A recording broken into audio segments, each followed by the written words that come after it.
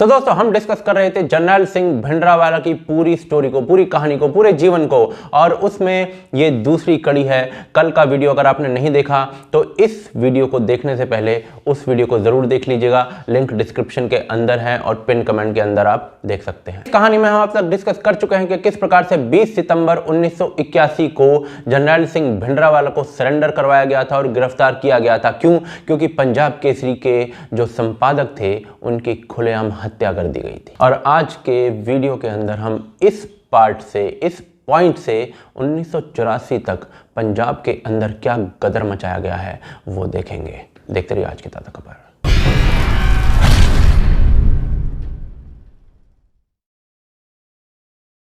तो दोस्तों जैसा मैंने आपको बताया कि 20 सितंबर 1981 को जर्नैल सिंह भिंडरावाला को गिरफ्तार कर लिया गया था और इसी दिन से पंजाब के अंदर पता है क्या चालू हो गया था। फॉलोअर्स को जर्नैल सिंह भिंडरावाला ने मोटरसाइकिल खरीदने और गन रखने के लिए कहा था। तो जिस दिन भिंडरावाला गिरफ्तार हुआ उसी दिन से, सेम दिन से 3 मोटरसाइकिल पर बैठे हुए जो स्ट्रॉम ट्रूपर्स थे भिंडरावाला के, उन्होंने जालंधर में मार्केट में 4 हिंदुओं को मार डाला। अगले ही दिन तरन तारण में सेम वे में एक और हिंदू को मार डाला। 5 दिन बाद अमृतसर में एक रेलवे की पटरी को उतार दिया गया, रेल को पटरी से उतार दिया गया। और 29 सितंबर 1981 को एक हवाई जहाज को हाईजैक कर लिया गया और पाकिस्तान ले जाया गया। अमृतसर, फरीदकोट, गुरदासपुर में बम धमाके किए गए और ये 10 दिन के अंदर अंदर की स्टोरीज हैं भिंडरावाला के गिरफ्तार होने के बाद। अब आप लोग सोचेंगे कि भाई ये जहाज को हाईजैक करके पाकिस्तान में क्यों ले गए, तो उसके लिए हमें ये जानना पड़ेगा कि पाकिस्तान की धरती पर इस दौरान क्या चल रहा था। 1979 के करीब जो थे भिंडरावाला के जो समर्थक थे, फॉलोअर्स थे, वो बढ़ने लग गए थे। और उसी दौरान 1979 में ही पाकिस्तान ने अपने जो दरवाजे थे वो सिखों के लिए खोल दिए थे। क्यों? क्योंकि पाकिस्तान के अंदर सिख श्राइन्स हैं काफी, और उनकी विजिट के लिए सिखों के लिए दरवाजे खोल दिए गए और भारत से काफी मात्रा में जो सिख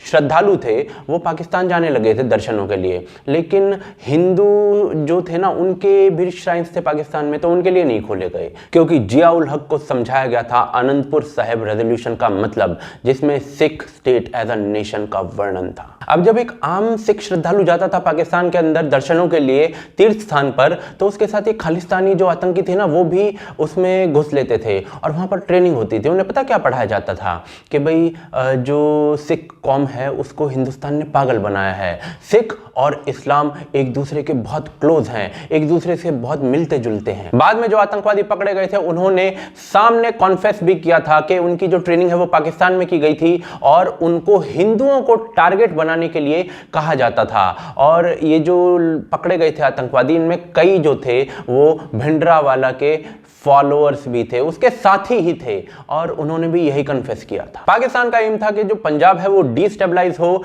हिंदू जो हैं वो पंजाब को छोड़ कर भागे और किसी तरीके से खालिस्तान बना दिया जाए, जिसका मतलब है हरियाणा, पंजाब और हिमाचल को मिलकर एक अलग देश बना दिया जाए। और इसका एम था कि जो कश्मीर वाला हिस्सा है उसको बाकी भारत से अलग कर दिया जाए। कश्मीर और भारत के बीच में खालिस्तान आ जाएगा और पाकिस्तान का काम आसान हो जाएगा। लेकिन पाकिस्तान का ये जो प्लान है वो क्या भारत के अंदर इंप्लीमेंट किया जा रहा था? तो उसके लिए हमें भारत चलना पड़ेगा, तो चलिए चलते हैं। तो जी भिंडरावाला को अरेस्ट किया गया, एक भी दिन जेल में नहीं रखा गया, सर्किट हाउस में रखा गया और 25 दिनों तक पंजाब जलता रहा। पंजाब जल रहा था तो अकाली दल वाले जो हैं वो सपोर्ट में आ गए और उनको सपोर्ट करता देखकर कांग्रेस भी सपोर्ट में आ गई। ज्ञानी जैल सिंह ने फिर से पार्लियामेंट के अंदर खड़ा होकर कह दिया कि भाई भिंडरावाला का इस सब में कुछ लेना देना नहीं है, पंजाब केसरी का एडिटर पता नहीं किसने मार दिया है। तो जी भिंडरावाला फिर से फ्री हो गए, कोई केस नहीं चला, कोई ट्रायल नहीं चला, एफआईआर की मां की जय। अब आज की डेट में देख रहे हैं कि भाई एफआईआर उसके खिलाफ कोई है ही नहीं,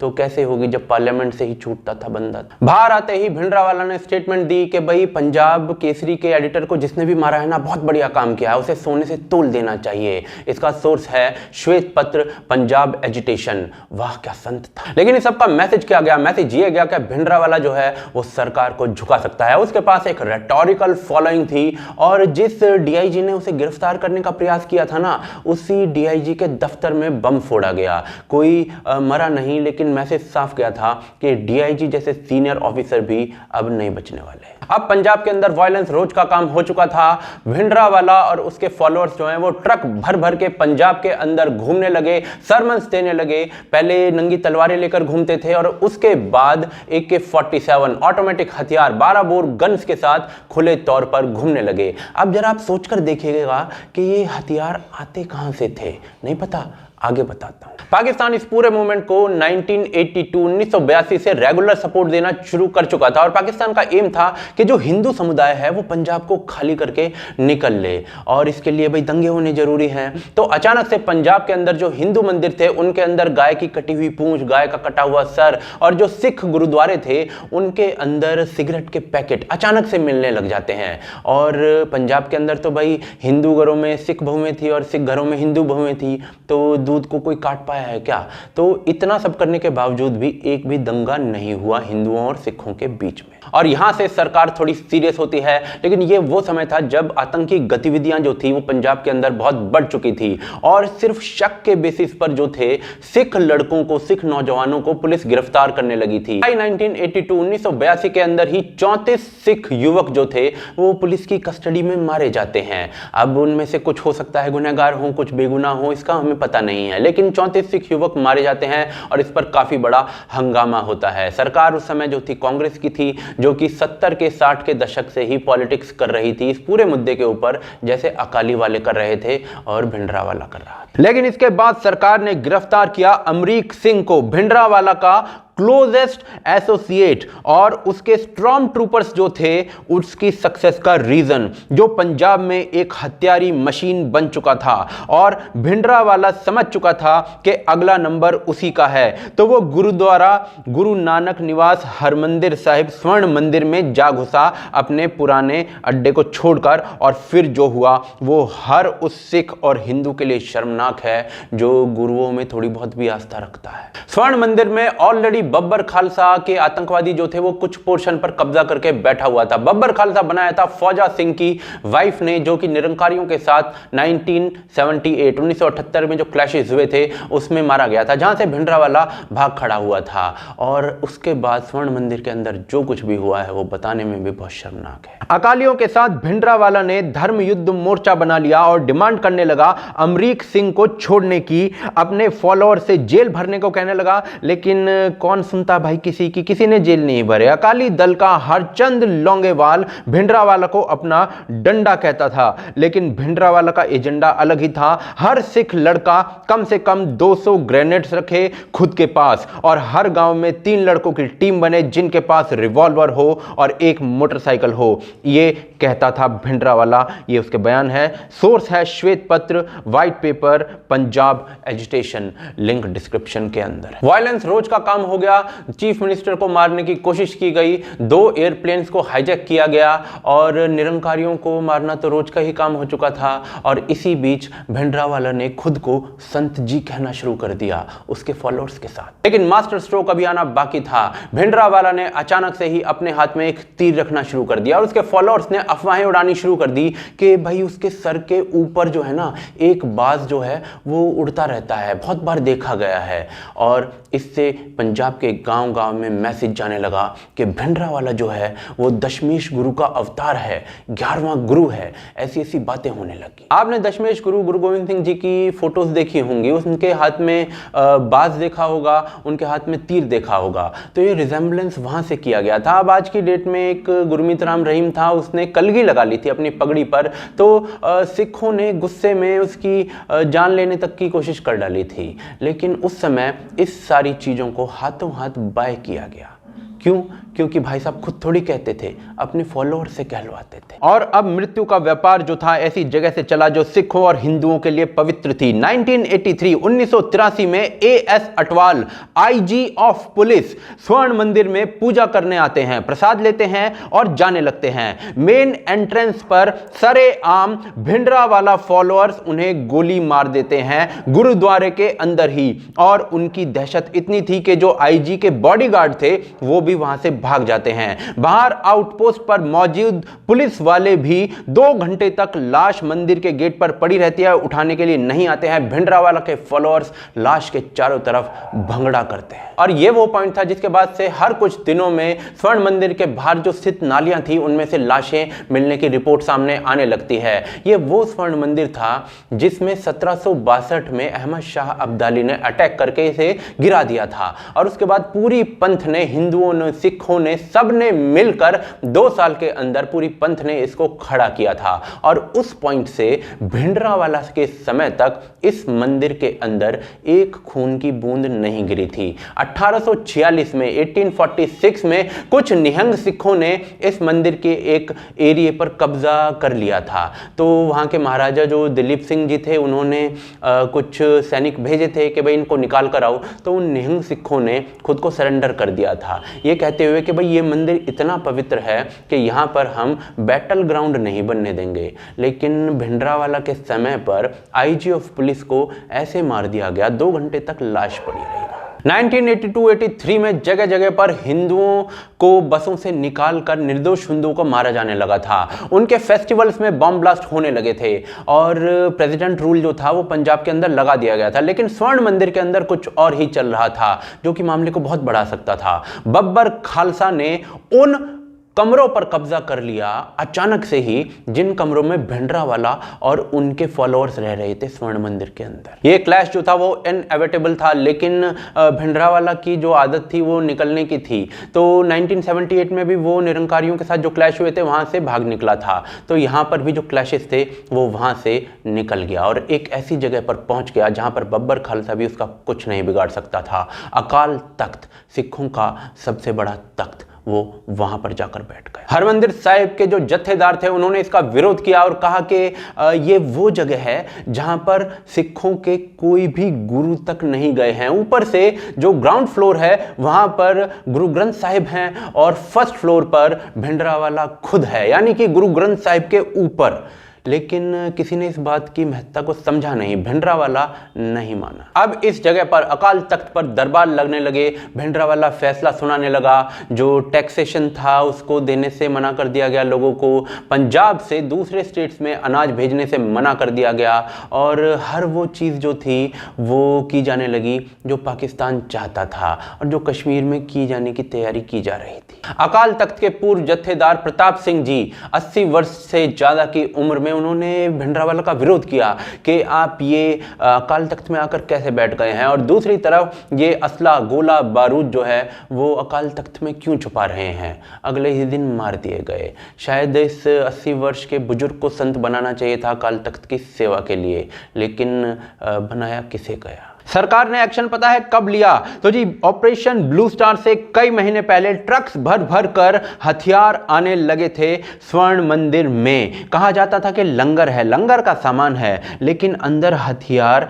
भरे होते थे। एक एक ट्रक में बहुत सारे हथियार होते थे। एक ट्रक को स्कैन किया गया तो स्टन गन्स, एम्यूनेशन का भंडार, AK-47 ऐसे हथियार मिले। ऑपरेशन ब्लू स्टार के बाद पता चला कि मंदिर के अंदर ही ग्रेनेड मैन्युफैक्चरिंग का जो फैसिलिटी थी वो भी स्थापित कर ली गई थी इन लोगों के द्वारा। बाकी किलिंग्स तो रोज का रूटीन था ही, 70-70 लोग एक बार में मारे जा रहे थे। इसके साथ ही अकाल तख्त की दीवारों को जगह जगह से तोड़ा गया था, उनके अंदर सुराख किए गए थे गन बाहर निकालने के लिए। जगह जगह अकाल तख्त के अंदर ही चौकियां बना दी गई थी, उसके वीडियोस भी मौजूद हैं। इंदिरा गांधी के आदेश के बाद अकाल तख्त और स्वर्ण मंदिर का क्या हाल हुआ वो फोटो सबने देखे हैं और वो बेहद निहायती गलत स्टेप था। लेकिन जो भिंडरावाला अकाल तख्त का उससे पहले हाल कर चुका था तो वो गलत नहीं था क्या? इसके बारे में अगर पूरी जानकारी चाहिए अकाल तख्त की हालत के बारे में तो एक लिंक डिस्क्रिप्शन में दे रहा हूं जो कि अनबायस्ड संस्था के द्वारा रिपोर्ट की गई है, वो देखिएगा। 4 फरवरी 1984 को भिंडरावाला के फॉलोअर्स पास की पुलिस चौकी से ही 6 पुलिस वालों को पकड़कर ले आते हैं। घसीटकर मंदिर के अंदर, स्वर्ण मंदिर के अंदर एक सीनियर पुलिस ऑफिसर जाता है भिंडरावाला के पास भीख मांगने कि भाई साहब हमारे लोगों को छोड़ दीजिए। एक पुलिस वाले की लाश दी जाती है, बाकी जो थे 5 पुलिस वाले उनको जिंदा दिया जाता है, बिना हथियारों के दिया जाता है। पूरे केस पर कोई एक्शन नहीं लिया जाता क्योंकि रीज़न आपको पता ही है। और जब पानी सर से ऊपर निकल जाता है ना, तो उसके बाद किया जाता है operation blue star. Operation blue star के बारे में हम सभी जानते हैं। उससे वाहियात कदम शायद इंदिरा गांधी ले नहीं सकती थी। एक बेहद वाहियात कदम जिसके बिना भी काम चल सकता था और जिसकी वजह से पंजाब के अंदर टेरर एक्टिविटीज़ जो थी वो कई गुना बढ़ गई थी और सिखों का नरसंहार हुआ था दिल्ली के अंदर कांग्रेस के द्वारा। कुछ लोग जो इस ऑपरेशन के बाद पकड़े गए थे उन्होंने कबूला था कि किस प्रकार से उनकी जो पूरी ट्रेनिंग है वो पाकिस्तान के अंदर हुई है। और ये जो पकड़े गए थे ना कुछ लोग, इनमें से कुछ भिंडरावाला के साथी थे जो रोज उसके साथ रहते थे, यानी कि भिंडरावाला के साथ रहने वाले लोगों की ट्रेनिंग तक पाकिस्तान के अंदर हुई थी। पंजाब के अंदर प्लान सीधा था कि हिंदू समुदाय जो है वहां से पलायन कर जाए और वही प्लान जो था वो कुछ सालों बाद यानी 1989 में कश्मीर में इंप्लीमेंट किया गया था, जब हिंदू समुदाय को पूर्णतः वहां से खदेड़ दिया गया था, पलायन करने को मजबूर कर दिया गया था, बाहर फेंक दिया गया था एक तरीके से। भिंडरावाला भाषण देने में, भूमिकाएं बनाने में माहिर था। एक भाषण में वो कह रहा है कि मैं 1 घंटे के अंदर 5000 हिंदुओं को मार काट डालूंगा। क्यों? क्योंकि इंदिरा गांधी की ऐसी कोई स्टेटमेंट आई है कि पंजाब से बाहर जो सिख रह रहे हैं उनको वो देख लेगी। तो भिंडरावाला कह रहा है कि मैं 5000 हिंदुओं को मार डालूंगा। लेकिन जब आप खंगालते हैं एक प्राइम मिनिस्टर की स्टेटमेंट, वो भी इंदिरा गांधी जितनी बड़ी प्राइम मिनिस्टर रही है उसकी स्टेटमेंट, तो आपको ऐसी कोई स्टेटमेंट आज तक नहीं मिलती है। क्यों?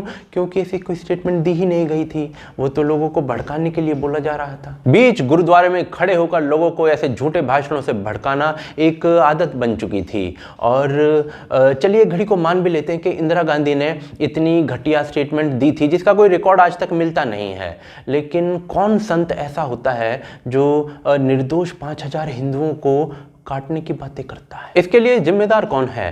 कांग्रेस, अकाली दल, भिंडरावाला, बब्बर खालसा, सब एक से एक जितने भी ग्रुप थे सब मिलके इस सब के लिए जिम्मेदार हैं। पंजाब की पूरी नस्ल खराब हो गई थी। भिंडरावाला के समर्थक 2 या 3 बातें कहते हैं उसके बचाव के लिए। पहली बात कहते हैं भिंडरावाला के खिलाफ कोई एफआईआर नहीं है। अरे भाई साहब होगी कैसे? जब पार्लियामेंट के अंदर से भाषण देकर भाई साहब को क्लीन चिट दे दी जाती थी तो एफआईआर करेगा कौन? और एफआईआर जो करने जाता था वो अगले दिन लेटा मिलता था। डीआईजी, आईजी तक को तो छोड़ा नहीं गया था, तो एफआईआर कौन करेगा? दूसरी तरफ कहते हैं कि भाई सुब्रमण्यम स्वामी के एक इंटरव्यू में उन्होंने भिंडरावाला को संत बोला है। तो जी स्वामी जी की पॉलिटिक्स तो खैर अलग है, वो उस समय आरएसएस को आतंकवादी संगठन बोलते थे। आज उसी आरएसएस के समर्थक से चल रही सरकार के अंदर वो शामिल हैं, उसी बीजेपी पार्टी में हैं, तो उनकी पॉलिटिक्स अलग है। उनको समझना है तो दूसरा वीडियो दे रहा हूं, तो ऐसे सबूत प्लीज मत लाइए। तीसरी तरफ आपको एक सवाल के साथ छोड़कर जाता हूं कि भिंडरावाला जो था और उसके समर्थक जो थे